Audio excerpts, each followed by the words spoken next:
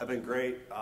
They've been really receptive, and that's really where I find the trait of a great goalie is people that are receptive to coaching, that want to give some feedback, but also we can implement some things that they also want to do. But to start off, the main traits that I find as great goalies that always have. First, they're tough. Second of all, they're courageous, they're fearless, and let's be honest, they're always a little crazy. Anybody that wants to stand in front of a ball coming at them from 80 to 110 miles an hour has to be a little crazy. What I brought that up for was if you guys are introducing the game to young people, and they're playing attack because they just want to score goals. Whenever you guys have the opportunity to put them in different situations, to let them play all different positions. Goalie's a tough spot to find, give these kids opportunities to play different positions. If they're playing an attack and they're the fifth attackman and they're not getting a lot of playing time, blah blah blah, put them in. See if they can play goalie. And some kids love it. Some of the best goalies right now in college didn't play goalie until freshman, sophomore year of high school. So it's not a thing that they have to grow up with. They can always develop the skills, and kids that have really quick hands, quick feet, and are athletic are probably going to be good in cage. And then the second one is the ability to forget the last play and have that amnesia. For that reason is an average goalie gets 8 goals a game is phenomenal for a goalie, and every time you see a goal in the back of the cage, you feel like you let your team down. But you got to be able to get the next play. You got to be able to just forget about everything and move on to the next play. And then along with that is don't drop your head. Your defense is looking at you. You can't get discouraged. You got to be that leader and that backbone for everyone to look at you guys and say, hey, I got this. I let that one in. That's my bad. But I got the next one. And then with that, just keep your mind on the next play. Forget about what just happened and move on. And then the third one is a leadership and a deep knowledge of the game. I think this is critical. Your goalies are the backbone of your defense. They got to know every slide that's happening. They got to know what defense you're in. They got to know the clears, how you guys are clearing the ball on a certain day, and they got to be able to Peyton Manning the clear. Be like, okay, we're looking at this, blah blah blah, moving back and forth through the progressions, and then help out in the clearing game and outlet the ball. One of the things that we did really well last year was we cleared the ball. Robbie Zanino was our freshman goalie last year, and one thing, he played pretty well. He had moments of terribleness and he had moments of brilliance. But one thing that he was really, really good at was outletting the ball. And so that was one of the things that we really relied on is, we're going to give up some easy goals, but when we get the turnovers, we're going to clear the ball at a high rate. The stance. For anybody that, plays goalie, you can see various people play it at all different, ways. And the one thing that I always stress to our guys is you always want to be comfortable, but you want to be balanced. Some guys are different than others, and I think comfortability is the one thing that you guys can always stress. If some kids have weird stances, but them being comfortable will allow them to make saves that they should make. Athletic and explosive. We always stress that our guys look athletic, and they make explosive movements towards the ball. First, the hands on the stick. The top hand, whichever hand's their dominant hand, should be on that plastic. Because if you want to think about it, defenders have a tough time catching the ball because the head of the stick is far away from their body. So as close to the hand is to the head is the best because it's just natural for us to try and catch the ball. The bottom hand should be inside shoulder width. Wherever they feel comfortable. We have 3 different goalies playing with 3 different bottom hand placements, and the reason is they're just comfortable that way. We have our freshman goalie now whose stick is literally like an attackman size. We have one guy that both the other guys play with normal sticks. Whatever they're comfortable with, let them play with that and let them try different things. Let them get used to it, especially at a young age. This is a perfect opportunity to let them, try different things and, attempt and, see what works for them. Feet, should be shoulder width apart. Anything outside is going to eliminate your steps, and anything inside is really going to, eliminate, you being athletic and, be able to move. Being on the balls of your feet. So you don't want to be on your heels. You want to be slightly pitched forward so you have that aggressive movement forward. So you're always being aggressive. Sorry about that. I'll move over here. And then another thing is relax your body and your hands and have loose hands on the stick. One thing that we've kind of picked up on is if you're gripping the stick really hard, your whole body is tense.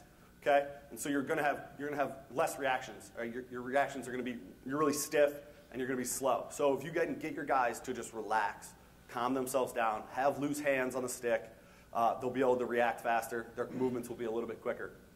And then last but not least, have your top hand above your shoulder or in line with your shoulder. Basically, you have a big stick. All right, you want to take up as much cage as possible.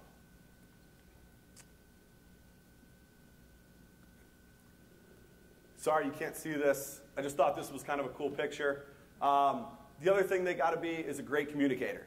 The purpose behind this is like I've said, they're the backbone of your defense. Okay, so they see everything that other guys aren't focused on. Your other 6 defenders are playing guys, right? They're all moving around. The goalie is somebody that can view the whole field and see what's going on at that particular time. They must be loud. Okay. A monotonous guy, monotone guy who's talking like this the whole day, isn't going to get that effect with your guys. So, when you need to demand something, you need a guy that's really, really going to talk loud so that your defenders know, oh crap, I need to get there and I need to do it. So that's one of them. Change the level of your pitch and your voice, just like I talked about. They need to be able to talk through, are we a crease slide or an adjacent slide defense? Okay. There's different moments in time where you guys might, switch those. So the goalie has to be that communicator. Who's hot at all times? Who's the 2? Are you guys top-down filling or are you bottom-up filling? Okay, those are just some of the things that you guys can talk through. The goalies can help out with that. And really a lot of this is, give and take with your defenders. So a lot of it is, you can be asking questions to your defense while they're playing just so you can hear it. So like, who's the 2? Who's the 2? Just so they know who that is. And they realize, okay, nobody's communicated. We got to talk through this and figure this whole thing out.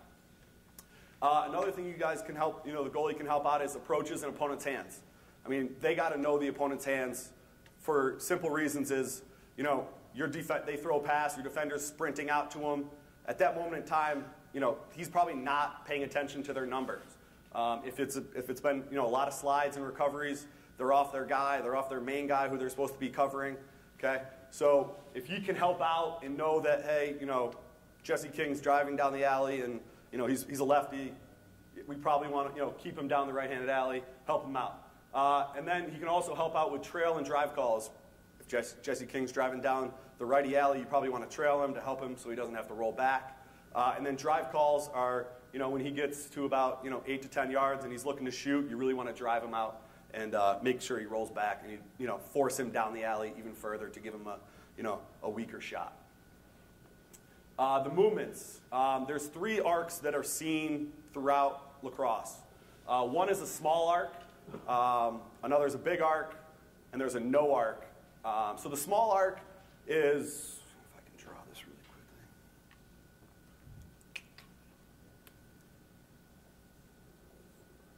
Oh, that would not be good.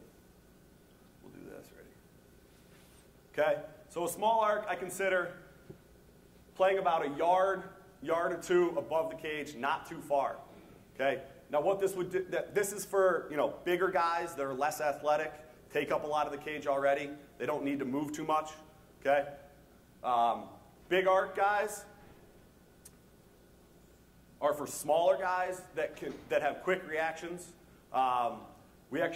Jerry Logan plays a really, really high arc, which is good in some cases, which is bad in others. At our level, you have guys that shoot so fast and get the ball out so quickly that, from far out, I try and reel him in a little bit. He likes to play out, but I think it personally slows down your reaction time. You don't have that much. But inside, he plays a high arc, and he's one of the best I've ever seen inside. So at certain times, it's beneficial to do both. And then a no arc is literally you just play on the line. And actually, Trevor Tierney's well known for this. He preaches it. He thinks, at this level you're getting the maximum amount of reaction time. But I think there's also a give and take to it. If you play a high arc, a big arc, you're actually taking up more of the visuals from the player. So if I moved closer to you, I'd be taking up more goal. But if I move back, there actually is more goal open to you visually. So there's a few give and takes to that, and that's something that you guys should let your guys play with. If they're really aggressive and they're athletic, let them play a big arc for a little while, and then teach them, reel them in a little bit, or if they're really good that way, let them play that way. 5-step arc. All right, so we want to minimize steps at all times. So a 5-step arc is really you're basically covering the pipes, then you're covering the 45s, you're covering straight ahead, you're covering the other 45 in the pipe. Okay, and the reason for this is we don't want to take too many steps in goals, because especially at the higher levels that guys are shooting at the best, the fastest speeds and the most accuracy.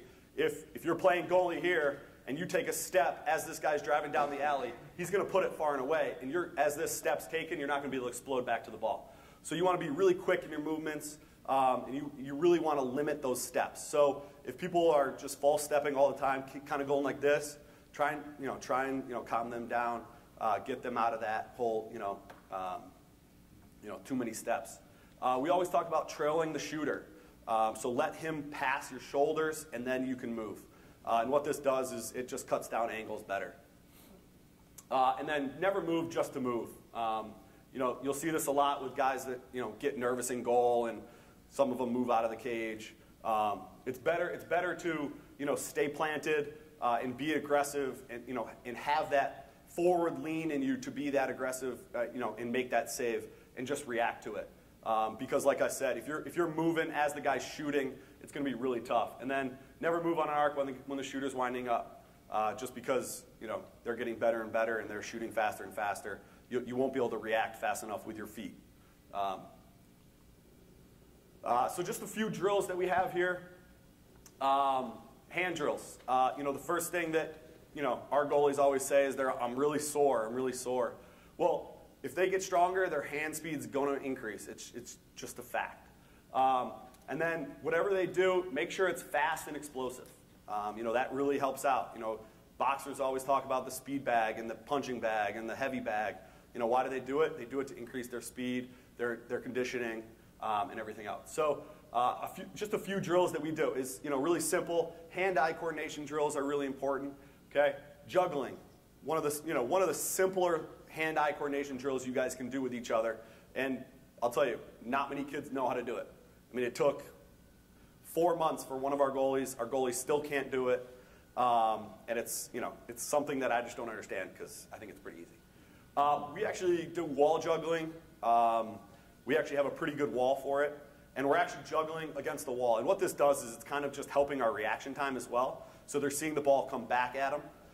And it's actually not as hard as it seems. Everyone, you look at it when you first see it and you're like, what are they doing? I can't, you can't be doing it. But it's actually simpler than you think. What's his name? In the goalie in, why can't I think of it? Miracle does it. So you'll see, Craig, yes. I was going to say Daniel Craig, but that wasn't right. And then a card game. So you can take a deck of cards, stand up on a table, okay, and you can have different rules and regulations to the game. We do it because it's fun, it's entertaining, it's hand-eye coordination. So you literally take a deck of cards and you literally just fan them out for the guys, okay, and they have to try and catch as many as they want. And then you can say, hey, you can only catch the red cards, right? So now they really have to focus. They really have to see which ones they're picking out. Sometimes you can only pick up, every other even number or something like that. We make stipulations out there for, sometimes like say you can only pick up, one card and then you got to move. So it's really easy. It's a lot of fun. Our guys love it. Walk the line with a partner. So basically, all goalies do this. They walk the line, basically going through their repetitions. Now what this is we actually take the stick out of their hands, and I actually just walk backwards in front of them lobbing them balls. So they have to catch it and throw it back to me, catch it and throw it back to me. So what this does is it works on their steps as well as their hand-eye coordination at the same time. So we do it for 40 yards and then stop. Or if a guy drops a ball, we'll kind of reset and pick it up. But I like that one a lot. It helps our guys out with continuing to step, and they're still walking the line, but they're actually seeing a ball come at them as well. And then resistance bands. I think this could be a big one for you guys. Is they're so simple. If you can tie a resistance band around them, hold it in both hands, and then you're kind of just punching to different areas. Okay, you're going to have some resistance back there as well, and you guys can kind of make it up as you guys go along with. Some foot drills that everyone should be doing at every age, at every sport. Foot speed is probably one of the most important things in sports these days. The ladder drill, it's the easiest one out there. Everyone knows different ladder steps to do. We do them, we try and do it 2 to 3 times a week, to help our guys out with speed, quickness, getting off their feet, keep moving back and forth. Dot drills, you guys have seen them. There's 2, 1 dot in the middle and 2 outside. You can do any variation you want there as well. And this is all just to keep your footwork clean and fast. And I highly recommend you guys do it with your offensive guys, your defensive guys, and that type. Resistance bands and yoga bands. Resistance bands they basically work the same way. You can tie them around your ankles. And what this does is it kind of just strengthens your leg muscles to be able to push off and feel how you are pushing away, and just kind of increasing that speed with your feet. Another thing it does is it'll allow your players to know if they're too wide just standing still. They'll feel the resistance, and they can actually readjust themselves to make sure they're in perfect position. We have the benefit of a sand pit. If you guys are ever training goalies and you guys are at the beach, I highly recommend just putting them through various drills in the sand. If you guys are ever trying to run on the sand, it's very hard on your calves and it starts to hurt. We actually started using the sand pit more and more, which we loved. I thought it was great for our guys. It really helped with their steps. I think it really improved it and made them more explosive. And then last but not least is the jump rope. Do an arc or arc steps? We actually so with the sand pit we did walk the line. We actually did goalie wars. So we put 2 goals 20 yards from each other and let them have fun. They had to go up and down the field playing against each other, and we took shots on them. And then I would shoot on them. I do a lot with tennis balls. I mean, if you guys were here last year, we bought white tennis balls, and honestly, it was one of the best things I think we could have gotten our guys. Especially if you guys have 1 or 2 goalies, you can imagine how easily people break their fingers these days, get hurt. They get a leg cramp, blah blah blah. If you guys can shoot tennis balls at them, it's hot. White tennis balls, I think it cost us, I think it was like $70 for 120 of them. Kind of sounds like a lot, but if you guys can take, that pressure off the goalies, and they're getting hit all day long, so if they can relieve that somehow, that'd be great. But How do you break down time? How much of a practice do you allow them to take a lot of shots versus shooting tennis balls? So it varies day to day. So this winter, we would go through basically the whole practice. We would do about 25 minutes of split development where I would work with them individually, basically putting them through drills. They would take a few amount of shots during that time, but for the rest of the time, they took live shots. So after our 20-hour period, we have 8-hour periods, and we actually shot on them once a week, basically with our team, and that was a 40-minute session. So they got a lot of balls then. That's the one thing I say later they can't take enough shots, and that's why I'm saying if you guys can have tennis balls, they need to see shots come at them, and that's really what they're gonna do what they're doing. So they need to see that, and that's one of the most important things.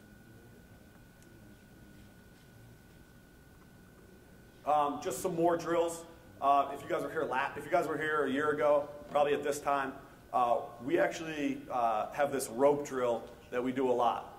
What we do is we tie it goes out to about 12.5 yards, but we tie them to the pipes, and we pull them into all different directions on the field so that our guys understand that if a shooter is shooting from the hash marks at 10 yards, he understands where that is that he has to step to get to that far pipe.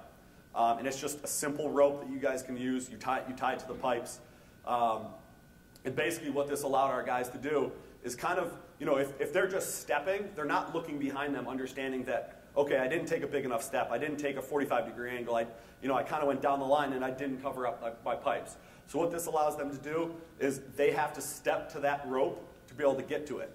It's a simple drill, but our guys love it because they understand now that they're getting to that pipe, they're covering that up with their body, and it'll help them make that save. Turn and find the ball. It's a simple drill. You face them away. You can say turn. They can turn on their own, whatever you make it. Turn, and then you shoot the ball. They have to find it. It's just a quick reaction drill, and it's great. Push up and save, burpee up and save, whatever you guys want.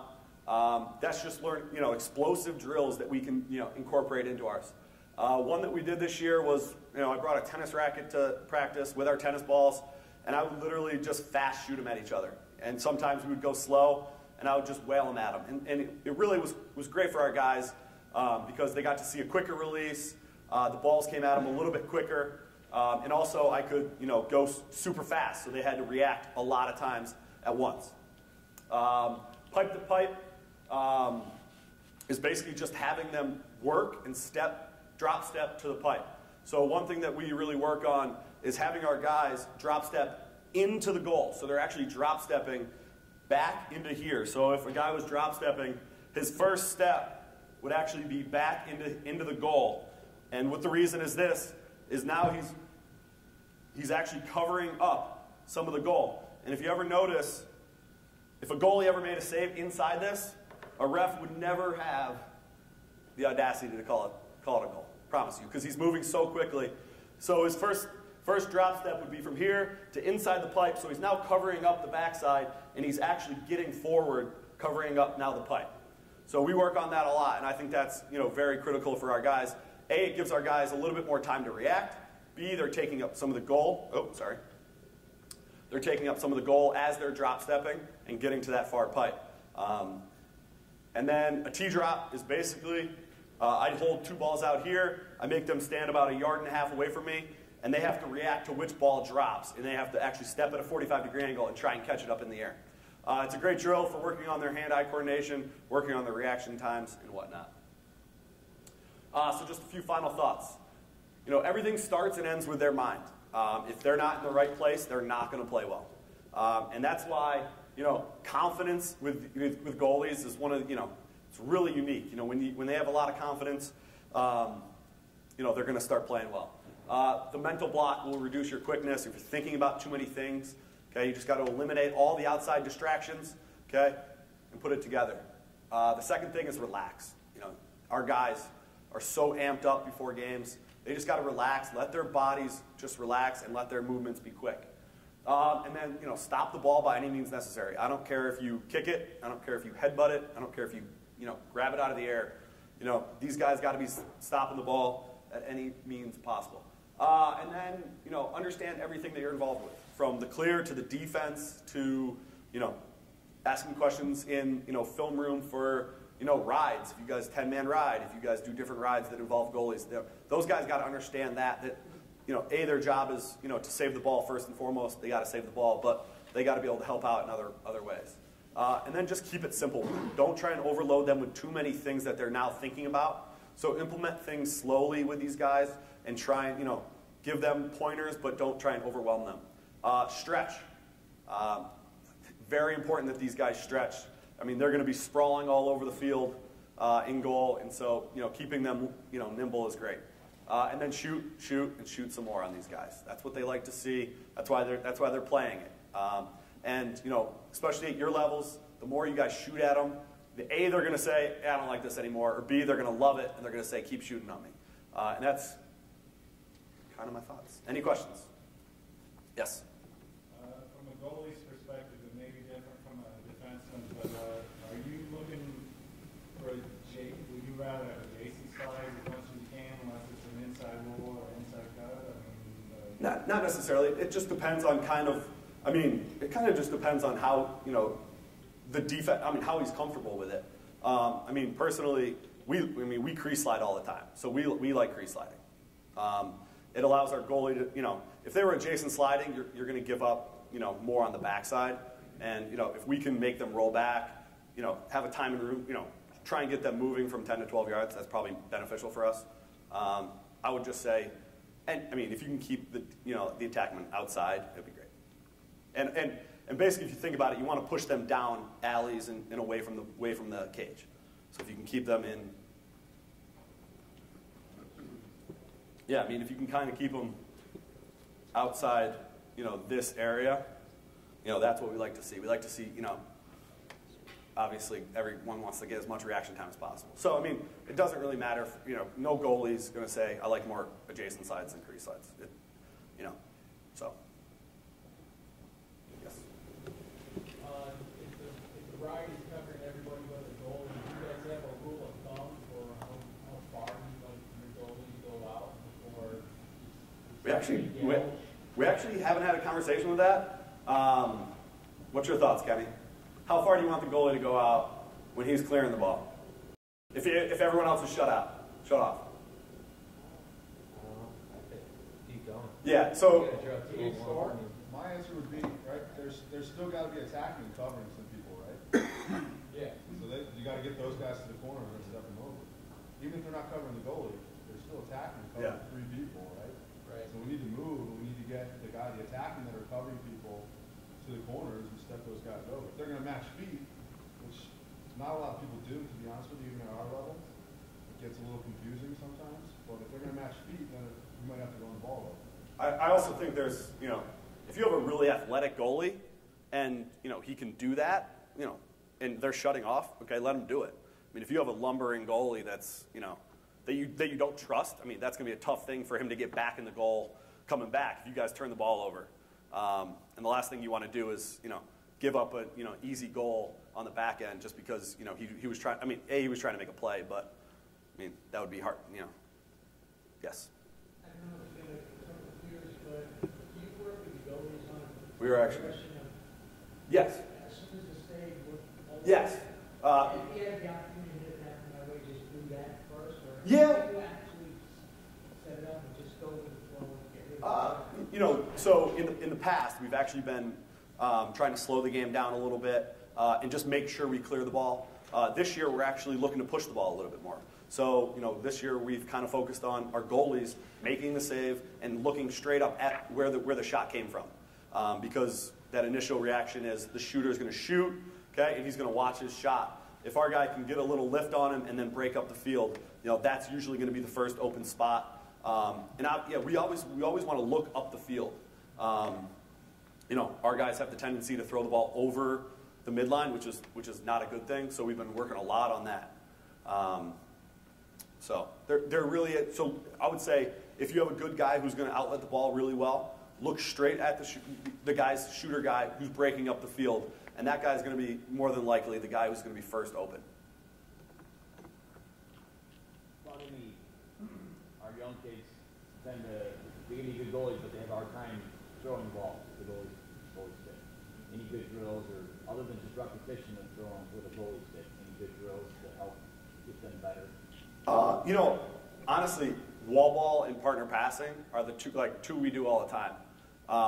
We really don't have a set drills that we do. Sometimes we let them go into passing drills, but I mean, obviously repetition is going to be the number one thing.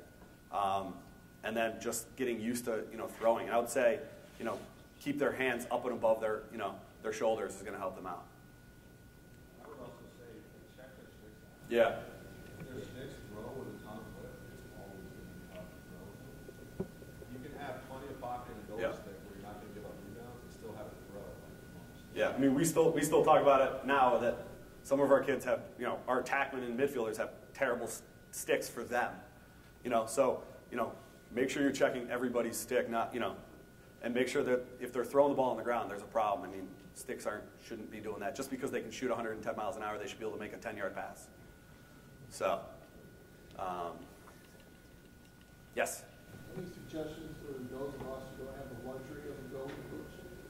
We have two coaches. One takes offense, one takes defense. The goalies are just like You know, out there? I would say,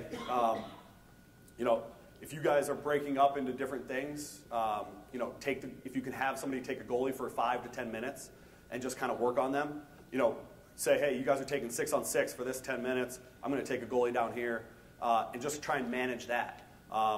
That's a difficult situation with that as well, with face-off guys and specialty guys and that type of thing. But I would definitely say, it's valuable for you guys to take that time, even if you put the other guys down there for line drills or stick work drills, and you're working on them 10 minutes down here, you're working with 10 minutes on the goalies. I think it's going to be highly beneficial for you guys, and they'll understand that hey, we don't have the manpower to dedicate myself to you all day, and I think that 10 to 15 minutes will be efficient. We do 25 because we have the luxury of it. So 10 minutes is pretty much a good thing. So